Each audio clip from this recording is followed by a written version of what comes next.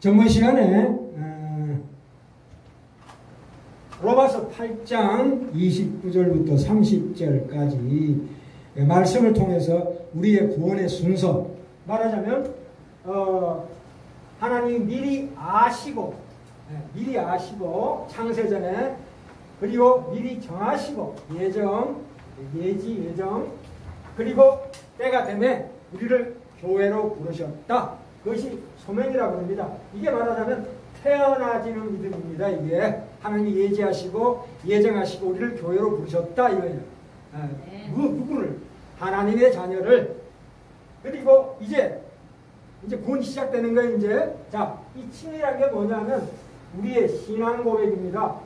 주여, 제가 하나님을 믿습니다. 이제 신앙 고백 시작되는 거예요. 그죠? 여기서부터는 이제 노력하는 믿음, 우리의 노력하는 믿음이 이제 시작되는 거예요. 노력하는 믿음. 네. 자, 그러면 이 칭을 우리를 의롭다 하셨다. 내가 하나님을 예수로 주를 시인함으로 말미암아 내가 의롭게 되었습니다. 의롭게 된다는 건 뭐냐면 천국 백성이 되었다 이 뜻입니다. 와, 천국 백성이 되었다. 자, 이제 그러면 우리가 눈에 보이질 않죠. 이 천국이 눈에 보입니까? 안 보입니다. 우리가 죽어서 가는 천국은 그게 우리 소망이에요. 우리 소망이라고요. 소망. 로마서 8장 24절에 이렇게 나옵니다. 보이는 소망이 아니니. 그렇죠? 눈에 보이는 게 무슨 소망이겠어요? 눈에 보이지 않으니까 소망이잖아요. 그 소망이 무엇이냐? 우리를 영화롭게 하셨느니라. 몸이 부활되고 우리 모든 영혼이 완벽하게 새롭게 하나님이 태초에 예정하신 대로 정말 완전한 인간이 되는 그날, 그것이 바로 우리의 영화입니다. 영화롭게 되는 날입니다. 저 천국, 영원한 나라가 지금 얘기되어 있습니다. 이것이 우리 소망이죠. 소망. 눈에 보이는 소망이 아니니 누가 보는 것을 바라니요. 보지 못하는 소망을 바라면 참음으로 기다릴지니라. 자, 이제 이게 신의와 영화 사이에 이건 다 하나님이 하시는 겁니다. 이 5가지는 다 하나님이 하시는 거예요. 이제 하나님의 예정이라고 그랬습니다. 자, 여기 우리의 자유의지가 들어갑니다. 우리 의지가 나오는 거예요. 우리 노력하는 믿음이 나옵니다. 그게 뭐냐? 바로 성화의 과정과 견인이라는 거죠. 저번 시간에 우리의 삶은 성화의 과정이라 보시면 됩니다. 예. 견인이라는 것은 우리를 굳게 하신다. 하나님이 결코 나를 포기하지 않으신다. 이 뜻입니다. 플러스 이라는 뭐냐? 인내인자예요. 하나님 우리를 포기하지 않으시고 우리도 인내로 참고 견딘다. 이것이 견인이에요. 그죠? 이 성화와 견인, 이것이 칭의와 영화 사이에 있는 겁니다. 이것이 뭡니까? 우리 인생이에요. 인생이죠. 지금 이 땅에는 우리 눈에 보이지는 않지만 하나님의 통치가 지금 시행되고 있습니다. 아멘. 보세요. 지금 오늘 제목이 저번 시간에 우리 책임과 인내, 여기에 대해서 좀 설명을 해드렸지만 오늘은 지금 보이지 않게 시행되고 있는 하나님의 통치. 이게 보이지 않습니다. 얼마나 귀한, 우리가 지금 천국 백성으로서 이미 갈 천국을 미리, 뭐라 그래야 되나? 영화에 보면 예고편이죠. 그래서 우리가 체험하고 있는 거예요. 물론 이 땅에는 탄식 있고 한숨이 있고 눈물이 있습니다. 탄식과 한숨과 눈물은 주 안에서 흘리는 탄식, 한숨이 어찌할꼬 하는 그 한숨은 참으로 귀한 거예요. 그 앞에 보시면 마태복음 5장 1절에 나옵니다. 5장에 심령이 가난한 자는 복이 있나니, 바로 그러한 사람이 천국 시민 되었다는 확실한 보증입니다. 심령이 가난한 자는 복이 있나니 천국이 저희 것이며 애통하는 자는 복이 있는 아버지. 제가 이 소망 가운데 있지만 이 땅에서 제 꼬라지를 보니까 이게 웬일입니까 하는 그 애통해하는 것. 그래서 하나님, 참으로 하나님의 천국 말씀을 제게 심어주셔서 이 땅에서 겪어보지 못했던 진실한 주 안에 있는 의와 희락과 평강을 체험하게 하여 주시옵소서 하는 그 기도를 드릴 수 있는 자는 하나님의 택하신 백성입니다. 천국이 예비되어 있습니다. 그래서 우리가 오늘은 마태복음 13장 1절에 이 4가지 마음의 땅입니다. 마음의 땅이에요.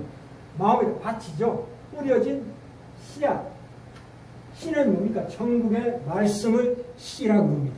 이미 우리에게는 씨가 뿌려졌습니다. 이미 뿌려졌으면 이미 싹이 났습니다. 우리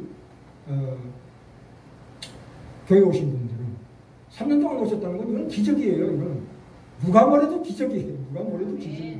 와, 자 보세요. 한번 하나하나 한번 따져봅시다. 자, 말씀으로 한번 들어가 볼까요?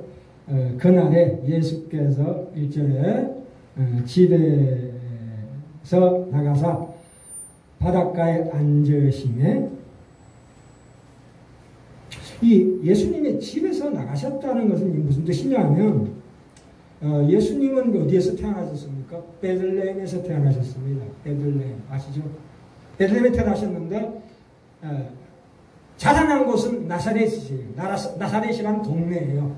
그런데 우리 예수님께서 주로 사역을 하신 것은 가버나움이라는 곳입니다. 지금 여기 집이라는 것은 베들레헴도 아니고 나사렛도 아니고 가버나움의 어느 집에 유하고 계시고 거기서 하나님의 복음을 전파하고 계시는 거예요. 2절에 볼까요? 큰 무리가 그에게로 모여들거늘 예수께서 배에 올라가 앉으시고 온 무리는 해변에 섰더니, 이상하죠. 해변이 있는데 바다에 배를 띄우고 예수님께서 거기에 앉으셨대요. 그러면 어떻게 됩니까? 저쪽을 향해서 말씀을 하시는 거죠. 이 과학자들이 이렇게 봅니다. 그때 바람이 바다로부터 육지로 이렇게 분다고 생각했을 때, 그 당시에 스피커가 있습니까? 없죠. 근데 큰 물이, 몇천 명이나 되는 무리가 쫙 섰습니다. 예수님께서 천국의 말씀을 전하실 때 이게 바람을 타고 스피커 역할을 했다, 이 뜻입니다. 제가 본 건 아니지만 그렇게 추정을 하더라고요. 3절에 예수께서 비유로 여러 가지를 저에게 말씀하여 가라사대, 씨를 뿌리는 자가 뿌리러 나가서, 씨는 천국의 말씀입니다. 뿌리는 자는 누구냐 하면 우리 주 예수 그리스도십니다. 4절 볼까요? 4절에 더러는 길가에 떨어지며 새들이 와서 먹어버렸고, 이 길가에 떨어진 씨라는 것은 요 해석이 옆에 보시면, 저 뒤에 가시면 19절에 나와 있습니다. 19절 볼까요? 아무나 천국 말씀을 듣고 깨닫지 못할 때는 악한 자가 와서 그 마음에 뿌리운 것을 빼앗나니 이는 곧 길가에 뿌리운 자요, 이렇게 되어 있습니다. 그럼 길가에 뿌렸다는 건 무슨 뜻입니까? 천국 말씀을 듣고도 깨닫지 못하는 자, 이 뜻입니다. 천국 말씀을 듣고도 깨닫지 못하는 자, 그게 뭡니까? 무관심한 거죠. 이게 무슨 얘기인가? 또는 이렇게 생각하는 경우가 있죠. 얘 좋은 말씀이네요. 좋은 교훈이네요. 이 정도예요.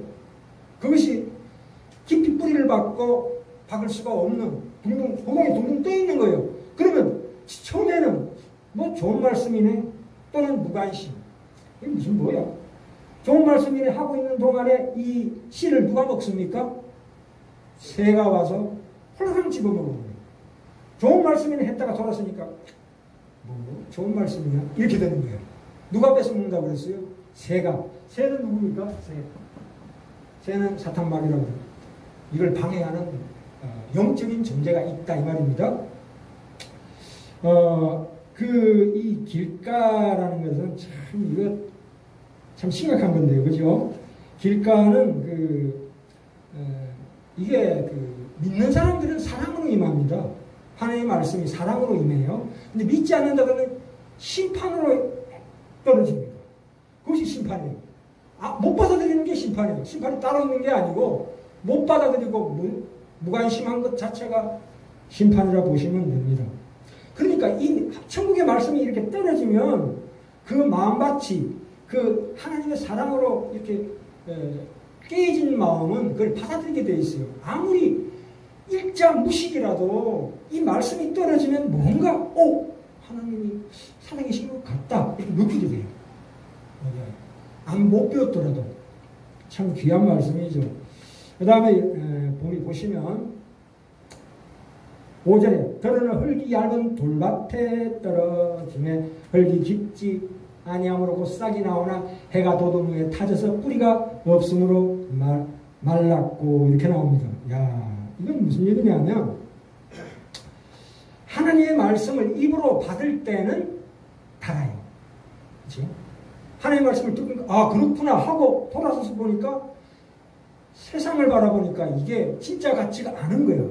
그죠? 자꾸 의심하게 돼. 그래서 이거 하기에는 내가 뭔가 좀 손해봐야 되지 않나? 이날 예배 나가려면 뭔가를 손해봐야 되잖아요. 그게 싫어지는 거예요. 싫어지는 거예요. 그게 이제 바로 돌밭에 떨어지는 거예요. 이게 제대로 뿌려져서 트긴 트는데 이게 더 이상 자라질 못하는 거예요. 이게 지금. 그렇죠? 그것은 무슨 얘기냐면 계시록 10장 10절에 이 말씀이 나옵니다.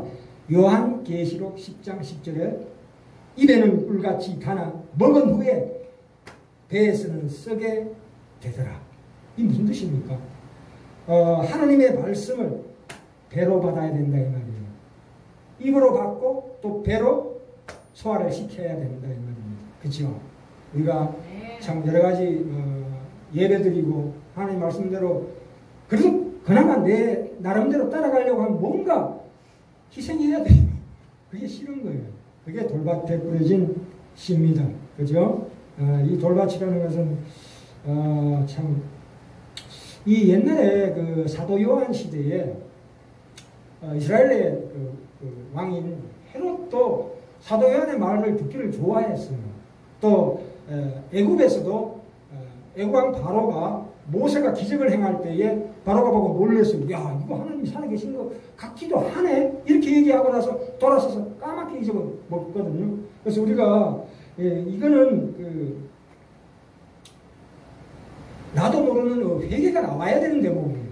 그러니까 천국시가 뿌려지면 첫째 나타난 정상이 뭐냐면 회개예요. 내 속에 있는 죄, 그것에 대한 회개, 뿌리 깊은 회개가 따라온다. 뼈 아픈 회개가 따라온다. 그치요?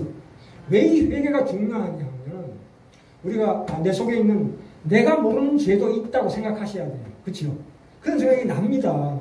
천국의 말씀이 내 마음밭에 뿌려지면 내가 현실에 저지른 죄뿐만이 아니라 내가 저지르지 않는 죄까지도 있구나 하는 걸 깨닫게 돼요. 그래서 내 입에서 내가 비록 범하지 않는 죄라 할지라도 입에서 회개가 나옵니다. 회개가 나온다고요. 뼈아픈 회개가 나와요. 그러면 뼈아픈 회개가 나와야 앞으로 다가오는 어떤 핍박이나 환난을 능히 이길 수 있는 힘이 나오는 거예요. 우리는 어떠한 코로나19가 아니라 그 하늘에 와도 우리는 하나님의 보호 아래 있는 백성이에요. 그렇죠? 그래서 우리가 뼈아픈 나의 자신에 대한 내가 짓지 않은 죄까지 깊은 나도 모르는 죄가 있을 것이다. 미리 회개하나이다. 이런 마음, 그 심령이 가난한 마음이 애통하는 마음이 있어야 앞으로 우리에게 당할지도 모르는 환난과 핍박을 능히 이길 수 있는 힘이 우리에게 주어진다. 이겁니다. 그래서 그래서 20절 돌밭 말씀도 저 뒤에 20절에 보시면 20절에 그 해석이 나옵니다. 돌밭에 뿌리었다는 것은 말씀을 듣고 즉시 기쁨으로 받되 이렇게 나옵니다. 그죠? 그 속에 뿌리가 없어 잠시 견디다가 말씀을 인하여 환난이나 핍박이 일어날 때는 곧 넘어지는 자요. 그렇죠? 20절 21절 제가 말씀드린 그대로입니다. 우리가 이 땅에 살 때 어떤 환난과 핍박이 왔을 때 그걸 능히 물리칠 수 있는 힘은 어디서 나온다고요? 심령이 가난한 곳에서 나온다. 애통하는 곳에서 나온다. 내 죄를 뉘우치는 크기에서 진정한 회개에서 나온다. 그 능력은, 그 권능은, 그 권세는 거기서 나온다 이 말입니다. 자, 그 다음에 7절에 볼까요? 들어는 가시떨기 위에 떨어지네 가시가 자라서 기온을 막았고, 야, 이게 지금 가시떨기라고 그랬습니다. 이 가시떨기라는 뭐냐면 크게 두 가지입니다. 이 굉장히 중요한 내용인데 여기가 가장 중요한 내용입니다. 우리가 세상 살아가면서 제일 큰 근심이 뭐냐면 염려예요. 첫째, 염려. 무슨 염려요? 우리 미래에 대한 염려. 내가 병에 걸리면 어떡할까? 또는 돈 없어 굶어 죽으면 어떡할까? 이런 거. 내 자식이 잘못되면 어떡할까? 내가 사고 나면 어떡할까? 하는 그 염려가 있어요. 첫 번째는. 그렇죠? 두 번째는 뭐냐면 여기 제리의 유혹이라고 22절 볼까요? 그 해석이 나와 있습니다. 가시떨기에 뿌리웠다는 것은 22절 말씀을 드러나 세상의 염려와 나오지요. 세상의 염려? 그렇죠? 세상의 염려와 제리의 유혹에 말씀이 막혀 결실치 못하는 자요. 이렇게 이 제리의 유혹이라고 나옵니다. 제리의 유혹. 이 제리라는 게 뭡니까? 말하자면 물질에 대한 유혹이죠. 내 욕심, 물질에 대한 끊임없는 욕망, 이것은 내 마음에 불일 듯이 일어납니다. 또한 누가복음 8장에 보시면 이걸 향락이라고도 나옵니다. 향락. 우리 마음 깊은 곳에 우리 본성 속에 어떤 잘못된 본성이 남아있냐 하면 끊임없는 세상에 눈에 보이는 물질이나 이런 것을 끊임없이 탐하는 나의 욕심이 있다 이거예요. 그렇죠? 저도 있습니다. 내가 돈만 생각해. 지금도 목사가 된 이 상태에서도 참 항상 회개합니다. 돈 생각해요. 돈이 있나 없나. 맨날 통장 쳐다보고 있어. 죄송합니다. 자, 이 물질과 향락, 또 이 향락이라는 게 있어요. 내가 과거에 즐기던 어떤 재미있었던 쾌락 같은 거, 그런 거에 마음이 끌리게 돼요. 그것이 가시떨기 같이 된다 이 말입니다. 그래서 이거는 참 이 염려라는 것은 참 우리가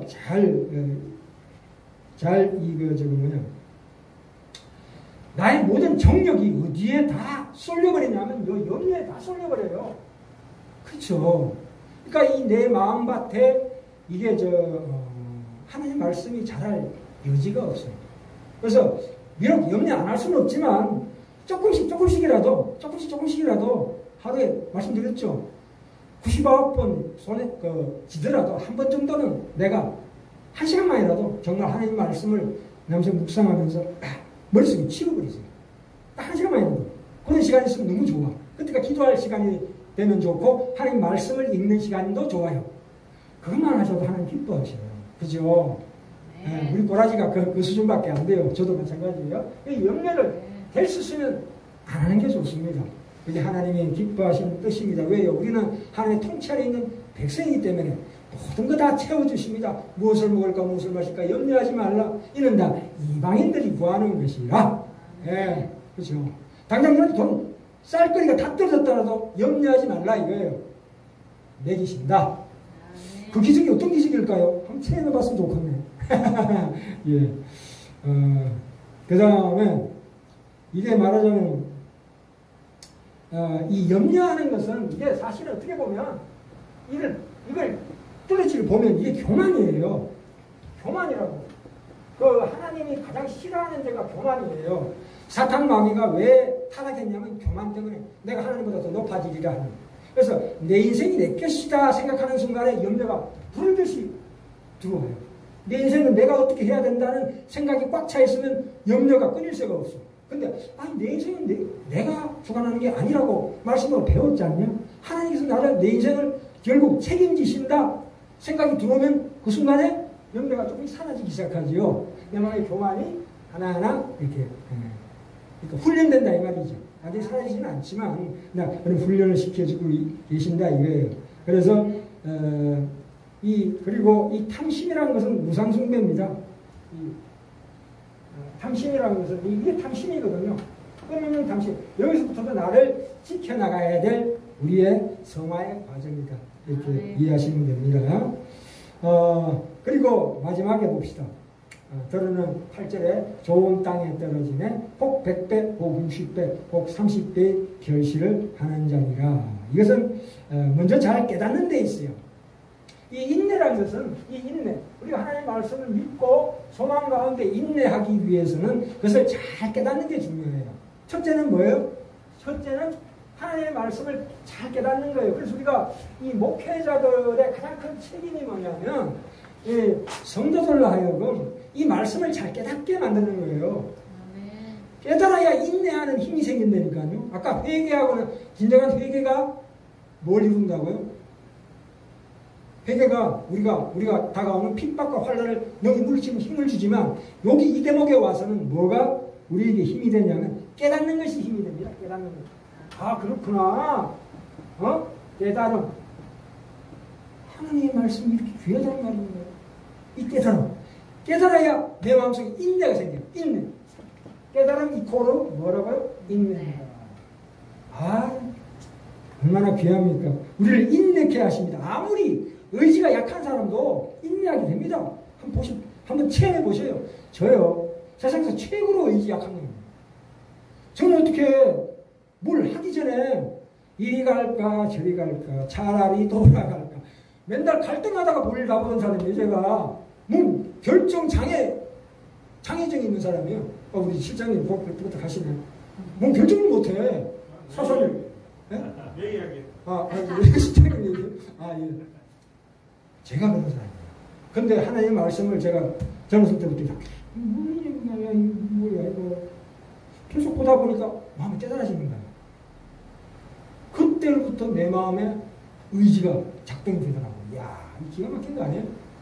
하나님 살아 역사하시면 하나님 말씀 살았고 운동력이 있어 좌우의 날씨는 어떤 것보다 예리하여 혼과 영과 및 관절과 골수를 찔러 쪼이까지 하는 마음의 생각과 뜻을 감찰하나니. 예. 그래서 이 하나님의 말씀이 얼마나 귀합니까? 그래서 보세요. 참 우리가요 특히나 돌밭에 뿌려졌다는 것은 이렇게 이해하셔도 됩니다. 기독교가 우리가 눈에 보이는 복을 주는 종교라고 생각하시면 사실은 안 됩니다. 그것은 당연히 주시는 거예요. 왜 당연히 주시는 거를 자꾸 바라봅니까? 세상적인 눈에 보이는 복, 돈, 건강 이런 거는 당연히 주시는 복이에요. 그렇잖아요. 사람 하나님 죽이겠어요 우리를? 근데 그걸 왜 바라봅니까? 그거 아니에요. 그건 옆에 제껴놓고 보이지 않는 복을 사모하셔야 합니다. 그렇죠? 내가 교회 가서 헌금 냈더니 아무 덕이 없네. 애가 교회 가지 말자. 이런 사람들이 말하자면 돌밭이에요. 해봤더니 안 되더라 이거예요. 아닙니다. 그 인내가 빠져 있어요. 그리고 이 가시떨기라는 것은 이 가시떨기를 우리가 내가 비록 가시떨기 마음이라 할지라도 저는 가시가 많은 마음이에요. 왜냐하면 우리 집안이 피가 더러운 피예요. 죄송합니다. 우리 할아버님께서 친일파예요. 저 일본에 와사대 대학 정치학과 나왔는데 타락하기를 이루 말로 없이 참 제가 말씀드리기도 부끄럽습니다. 독립군 자녀들 보기에 제가 참으로 부끄럽습니다. 우리 할아버지 행한 행태를 보면 외놈들한테 아부했던 그런 사람이에요. 그 가정의 자녀예요. 저는. 우리 두 번째 삼촌은 자살하셨어요. 그리고 우리 집안이 풍지박산 할아버지 돌아가시고 난 다음에 완전히 콩가루 집안이 되버렸어요. 서로가 서로를 헐뜯고 죽이려고 그러고 이혼하고 자빠지고 엎어지고 와 이게 무슨 일입니까? 이거는 제 마음밭이 가시밭이었어요. 근데 그걸 저는 예수님께서 제 밭을 갈아주셨어요. 우와 대박 아닙니까? 예수님께서 오셔서 이 천국 말씀을 전하시고 난 다음에 어떻게 하시냐면 우리 마음밭을 갈러 오셨어요. 이 가시밭을 가시가 막혀가지고 못 자라잖아요. 이게 이만큼 올라왔다 못 올라오는 거야.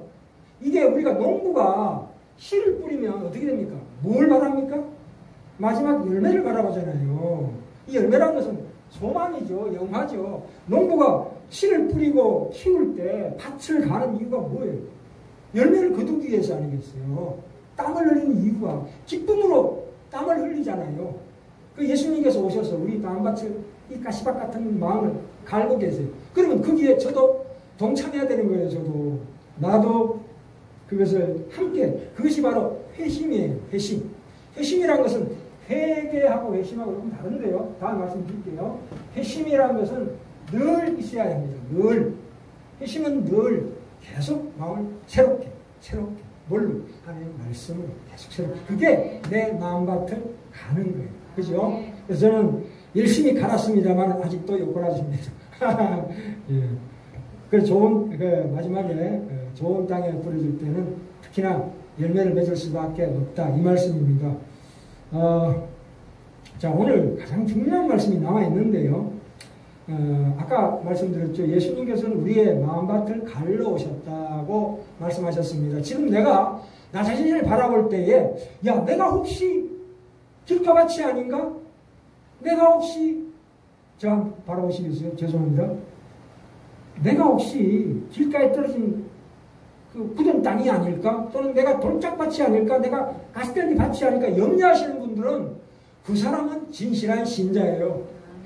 그걸 염려 안 하는 사람은, 그걸로 인해서 근심이 들지 않는 사람은 사실은 불신자죠. 아직은. 그래 좀 기다리세요. 이게 때가 되면은 예수님께서 밭을 갈러 오셨기 때문에 우리를 옥토로 만들어 주십니다. 사실 엄밀하게 따져보면 내가 밭을 가는 게 아니고 예수님께서 우리 마음 딱딱한 마음밭을 갈러 오셨기 때문에 예수님께 맡기시면 이게 갈려집니다. 그럼 뭐예요? 예배 열심히 드리고 말씀 열심히 보시면 이게 갈려지는 거예요. 자동적으로. 그죠? 그래서 말씀이 우리 속에 정착되고 뿌리 내리고 드디어 하나님의 이 통치에 순종하는 나의 믿음의 행동이 나오게 된다 이 뜻입니다. 그죠? 그래서 예수님께서는 우리 밭을 갈러 오셨다. 우리가 이 천국이라고 했을 때, 자, 이 천국에 대해 다시 한번 우리가 좀 더 깊이 있게 한번 따져봅시다. 예전에 본의 3단계에서 천국에 대해서 말씀드렸는데, 천국은 가서 임하는 천국, 가서 체험하는 천국도 있지만 우리 마음속에 임하는 천국도 있다 이 말씀 드렸죠. 자, 이 천국에 있을 때 옛날에는 이 천국은 나라예요. 하늘 나라인데, 하늘 나라 아닙니까?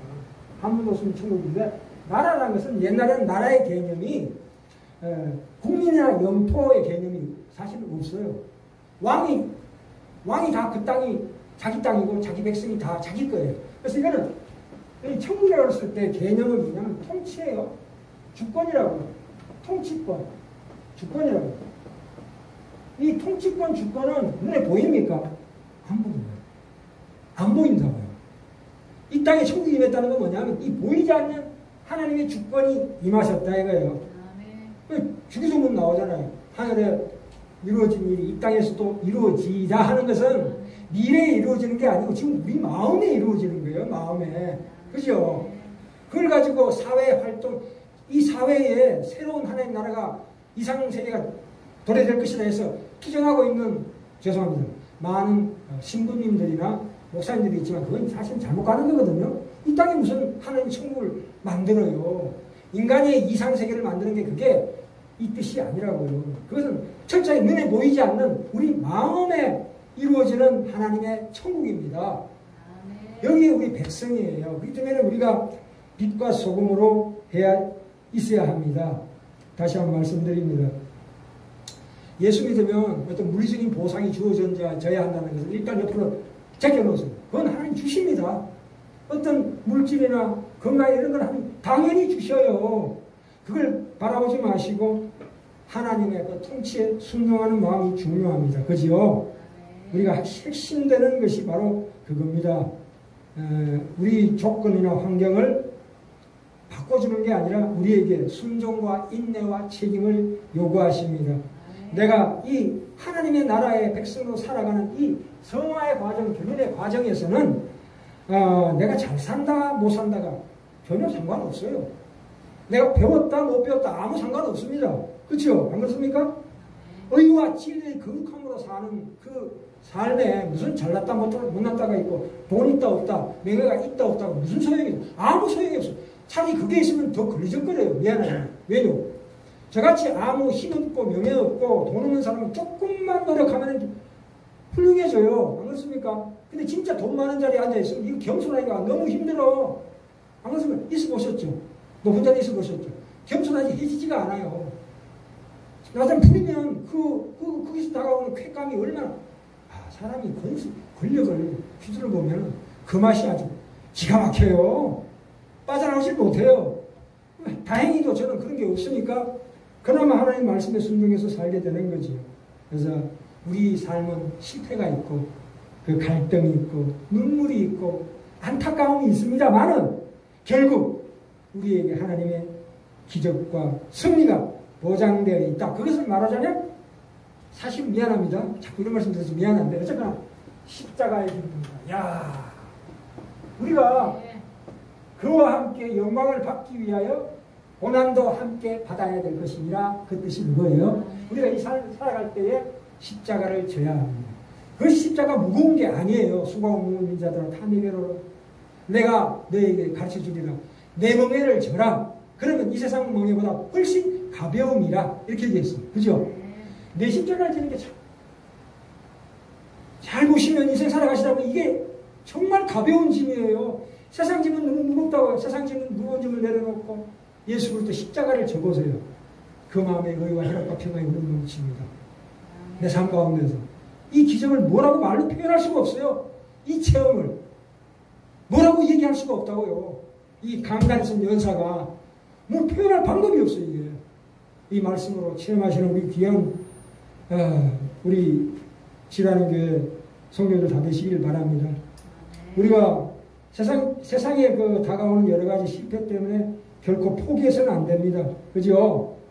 우리는 어떨 때는 영적으로 그래야 되겠다 하다가 어떨 때는 육체적으로 향락에 빠지기도 왔다리 갔다리 해요. 왔다리 갔다리. 그게 이 과정이에요.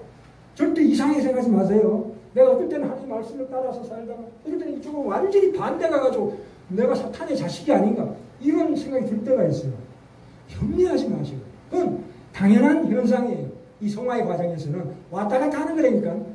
왔다 갔다 해요. 이게. 그죠? 우리가 절대 거기에 대해서 우리가 기죽지 말라 이 말입니다.